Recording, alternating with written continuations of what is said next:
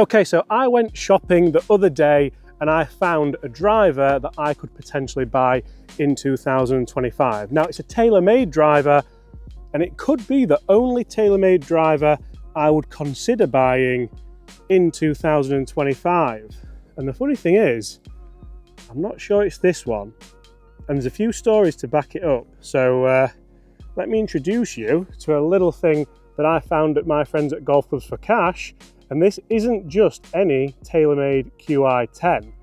You see, this is a limited edition TaylorMade Qi10 LS. And as you can see, it features the old school TaylorMade stampings on there. I think this looks absolutely fantastic. It was a lovely sweet spot in the TaylorMade Qi10 lineup, especially that LS head. You can see we have those movable weights in there. We have the through slot speed pocket, we have that carbon sole, and we also have a black carbon face. So obviously the Qi10 did feature a blue carbon face. We still have that lovely infinity crown, and we still have that gorgeous carbon crown. Now for me, I think that looks absolutely fantastic. It's actually got a fleck of kind of copper in there, so very similar to the TaylorMade burner mini driver era. And this thing set me back, well, I can show you just how much it set me back, £427.99. Now I'm aware that that's not a cheap driver for 2025, but it is cheaper than this. Now today we're going to test it to see not only does it look as good, does it perform as good, does it sound as good, but we're going to see if potentially this is where my money would go in 2025. And you see, I do have a slight spoiler alert here because I actually played golf with this driver just the other day for 18 holes. And as you can see, another one. I feel like I'm not even trying with that driver and it just keeps doing what I want it to do. Great drive. It's a working, that driver. You like full swing. Oh, silky. That should run forever. It should run forever. It is running forever. But it's another one. Yeah, good ball. Another one. I go as far as say I've not missed a fairway with it. No, just a nice little fade. It's delightful to watch.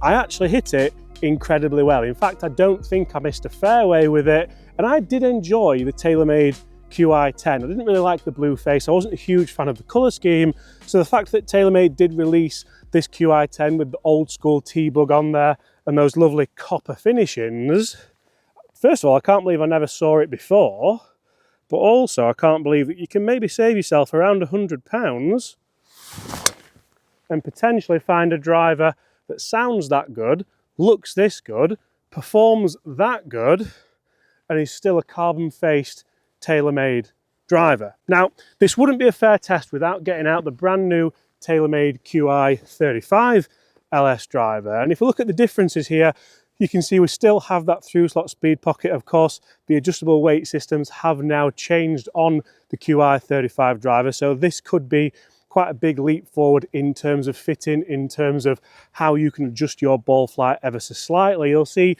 that driver hit there's just faded off to the right hand side of the fairway, but the two carbon faces look very, very similar in here because they're both black. Now, I'm not a huge fan of the crown on this new TaylorMade Qi35. I do feel like it looks a little bit like the old school TaylorMade Sim. Who remembers that? The TaylorMade shape in motion. We of course have the huge inertia generator on the back of this club. And a very interesting story here is that on the PGA Tour in 2025, not one player that has won in the final round has been using a 2025 driver. All the players that have won on the PGA Tour this year were using older drivers, at least in the final round. Ludwig Aberg did use a GT2 for the first 3 rounds, but he used an older Titleist driver, even though his driving stats dropped in the final round, but he still won. But Rory didn't use the brand new one. He actually used the Qi10 last year. We all know that Rory does take some time jumping in and out of drivers. That's nothing new. So Qi35, much brighter down at the ball. The head shape looks a tiny bit smaller than that Qi10 LS that we have. Can we hit some pretty good shots with this Qi35? Now that's a lot straighter immediately down that fairway. We'll check these for distance as we get down there. I'm going to jump in the studio with both these clubs as well because they're very, very similar specs. 1900 spin, cutting back nicely.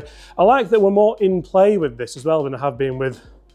So I'll be interested to see just potentially if we do squeeze more ball speed with the latest driver, or even if the oldest driver can potentially, let's go Qi35 again, because I wonder if potentially there's not a lot between these two drivers. Now you will know that if you want to go and buy a brand new TaylorMade Qi35, you're looking, let me tell you how much you're looking, because I would imagine, and as you can see, no matter where I'm going to look, it's kind of 529, 529, 529. I'm amazed there's not a 499 there anywhere. Usually someone would undercut someone, wouldn't they? Second-hand one there for 491. So no one's undercutting anyone, and you are spending over £500. So you're saving around £100 with the older one. Now, that's just a little bit left. It's a lovely, powerful ball flight though. So that's just in the left-hand rough. We have one in the fairway and one on the right-hand side of the fairway with the slightly older model. Now I hear what you're saying. Why would you go and spend this amount of money on an old model? Well, I actually think that this is much more of a talking point than the Qi35. I think you get this out of the bag, no one really knows what it is. No one really knows it's a Qi10. It just looks like a mega limited edition TaylorMade driver. That might not mean anything to anyone. To me, I love how golf brings us all together and gets us all talking. I love that tech talk when you're on the tee with your playing partner. I love that kind of, oh, where'd you get that from? Is it fitted? What is it? Exactly that kind of talk. And you could be sharing your love of TaylorMade drivers for hours with this, couldn't you? Or you could say, oh yeah, it's the new Qi35, that one that Rory's not using. Yeah, you see? And I do think these limited edition drivers are more ready available in the States at like your PGA Tour superstores and stuff. Here in the UK, we're not as lucky. Oh, look at that. Look at that. They do feel very similar, I must say. The feel and sound very similar. It's just really going to be, by the way, how much better is this Qi10 head cover as well, this limited edition kind of My Qi head cover, as opposed to, I don't know who was behind the Qi35 head covers, but that really doesn't get my vote, to be honest. Again, a lot of people don't care about head covers. If I'm spending £500, I care a lot about the head cover. It might just be me. So guys, do me a favour, get in the comments below and let me know what driver would you be spending your money on so far. You've seen a couple of different shots. You've seen that realistically it is either pilot error or just a good golf swing, to be honest, that hits the middle of the fairway. And when it comes to numbers with these two drivers, I'd say you're going to be shocked when we get to them, because I have already tested them for numbers. And like I said, I did take this driver out the other day and really enjoyed it. Now, it's obvious we are going to get some really good low spin, proper golf shots with either of these clubs, aren't we? But are we going to get an element of more forgiveness maybe with the new Qi35? Because TaylorMade do claim with the new Qi35 that they've managed to kind of lower that spin rate but enhance MOI, so you're going to get that kind of amphibious, Morpheus flying car that I said about in the initial review. Basically, it does everything. But then didn't they say something similar about the Qi10, that it was like the most forgiving, best driver ever? And it isn't just TaylorMade that do this, they all do it. I don't really have a problem with it because it's life. But what I do know is I absolutely love this, especially for saving £100. So results out here on the first tee shots, we have the Qi10. This is the very first shot we hit with that old school looking model. That is the first Qi35 we hit. Then we have two bang smack next to each other in the rough over on the left hand side for the other shots. Front to back dispersion, I do think Qi35's got that by just a couple of yards. I can see just exactly what's happened there with both those shots. I think the Qi35's just kind of spun a little bit lower and it's been a little bit more of a higher launch. And we've got one in the fairway with the Qi35, which it's fair to say we don't have with the Qi10. Now that is, to be honest, aside from hitting a couple of good golf shots, I'm quite pleased with all of those, to be honest. That is almost utterly meaningless, apart from this shot, which was the perfect drive straight down the middle of the fairway. I'm going to give that 1-0 to the Qi35. but is it worth £100 more? This is what we have to be asking ourselves. I think it's probably not, is it? It's probably not. Now, I must admit, I'm kind of that guy who gets a little bit transfixed in numbers when buying drivers, when testing drivers, seeing what ball speed I can get, what spin rate we can get, what smash factor we can potentially get on average, when really one of the only numbers that truly counts massively is how many fairways I hit the other day when I did take this driver out. I hit loads of fairways and I wasn't trying to hit it hard, but it was still going well for distance.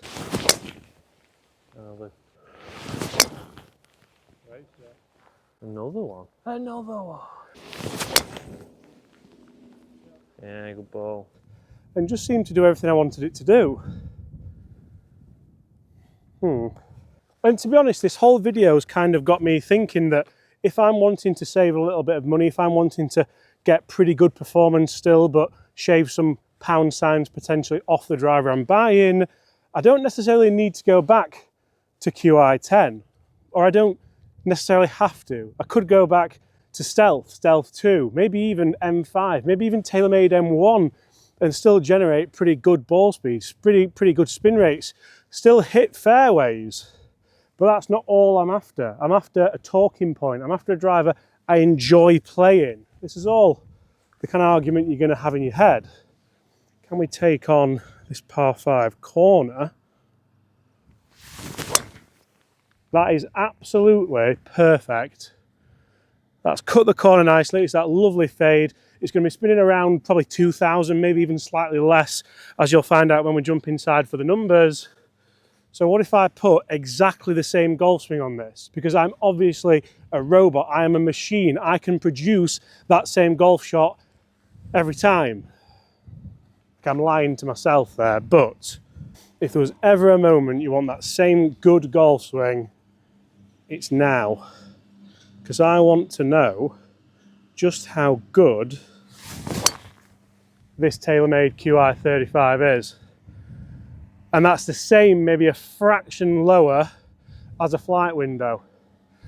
Let's get down there, let's see where those are. Then we're going to jump inside and talk numbers for these two drivers, because honestly, I don't think I can hit two better drives than that. But you may also be slightly surprised or not as to the differences we've seen for these two fantastic drivers. So, without any further ado, which one do you think looks better? Yeah, it does, doesn't it? I think it looks absolutely fantastic. We'll set the stall out first with the Qi10 LS, and then we'll, of course, try and beat it with the Qi35 LS. So obviously with the Qi10, we did have those adjustable weights. You can move it from draw to fade setting. And I've absolutely ripped this out on the golf course whenever I've taken it out. So huge thanks to the guys at Golf Plus 4 Cash for helping me with it. It looks amazing down at the golf ball.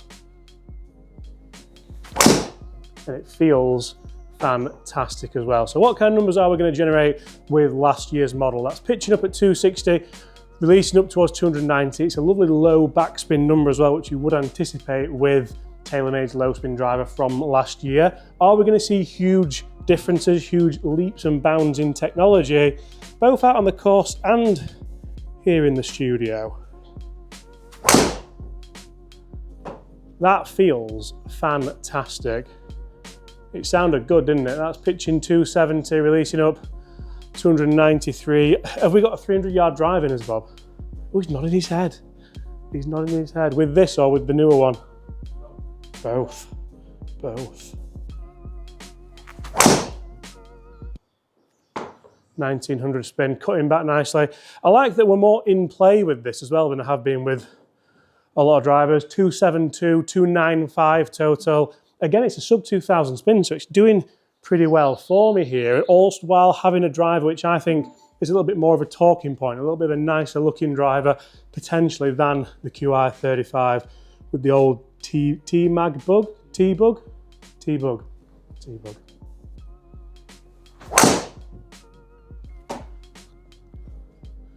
Good, a little bit cutty, but it's there or thereabouts, isn't it? Right.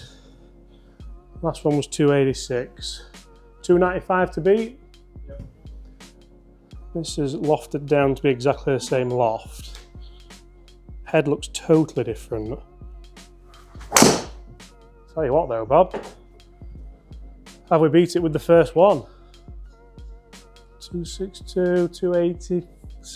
It's not bad picking a drive up and that off the bat, is it? One of the straighter ones we've hit.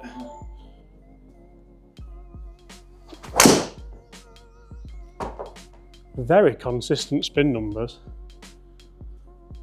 A little bit dippy towards the end, but it's up in the 280s again. That's got to be long. That's got to be long. What's that carrying? 271. Oh, it's 295. It's the same. And this feels solid as well. This feels like I'm just standing up and hitting them straight down there.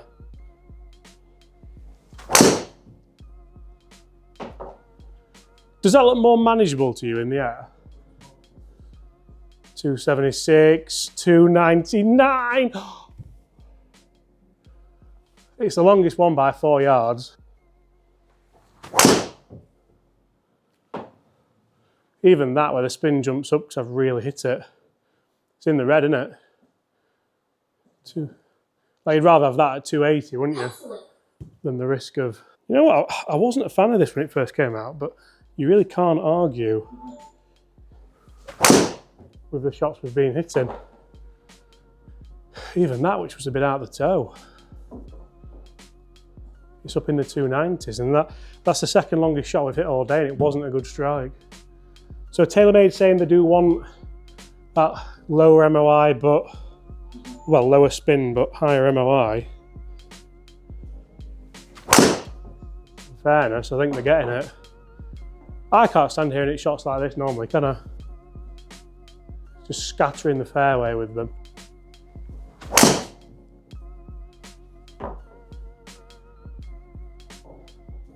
The consistency levels on the Qi35 are fantastic, aren't they? Until now. Go on, please. Go! Now I have to say, I honestly think there's not a lot of difference. And I know that won't be a surprise to a lot of you. I think even TaylorMade will say, well, the Qi10 was good. We can believe that they perform pretty similar. But how do they perform out here? Because that last shot's the real one I want to show you. If they're neck and neck, it isn't just the £100 that's my deciding factor here. It's the fact that it's different, it's a talking point, and I absolutely love the look and the whole nostalgia trip of it. Have TaylorMade created themselves a huge problem by making these fantastic looking drivers? Or when they potentially make something similar in the Qi35 range, am I just a sucker for that anyway? Potentially. Okay, as we walk down here, I can see them both already, just over the corner. I'm not sure they've made the fairway, but it is cold today, and that, to be honest, is the absolute tiger line that you can take with a driver down the par 5. And it's going to be hard to split them. So I know what ball we've hit, I know what numbers they are. I think one of them's just reached the fairway. Could one of them have clipped the trees? I don't think they will have done. So there's probably 3 or 4 yards in this. Do we think it's fair to say there is a difference in those drives? Because they could have had different bounces, they could have had slightly different landing angles and things like that. But if this is a number, it should be a Wilson number 4, which it is, that is the Qi10, which means that is a Wilson number 1, and that is the Qi35. So take that as you will with a pinch of salt or whatnot, but the Qi35, it's just gone a little bit longer, hasn't it?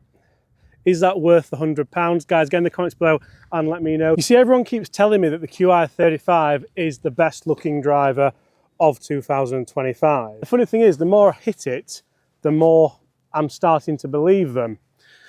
But the really funny thing is, if I was spending my money, I think this is the driver that I'd be buying. Guys, huge thanks to the guys at Golf Plus for Cash for sorting me out with this club. And that's just another one straight down the middle of the fairway. Guys, if you've enjoyed that, smash that subscribe button below. Thank you so much once again for all your time. And apart from that, I'll see you all exactly the same time tomorrow. Goodbye.